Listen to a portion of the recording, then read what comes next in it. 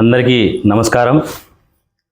రేపు జరగబోయే కార్యక్రమంకి SC ST BC minority సోదరులు మొత్తం కలగప్పుకొని రేపు జరగబోయే కార్యక్రమంని విజయవంతంగా చేయాలి.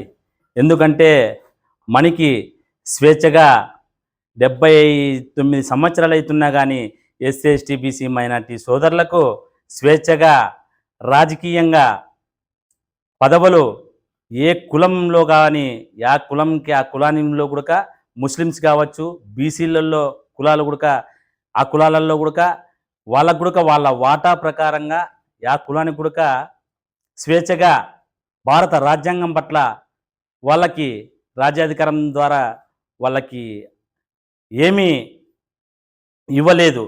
ఎందుకంటే ఓన్లీ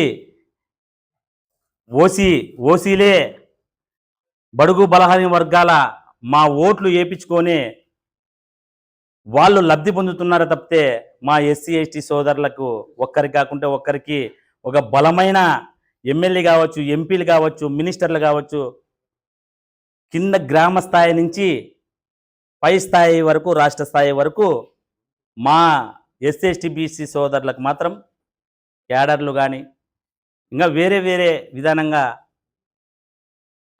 కల్పించలేదు.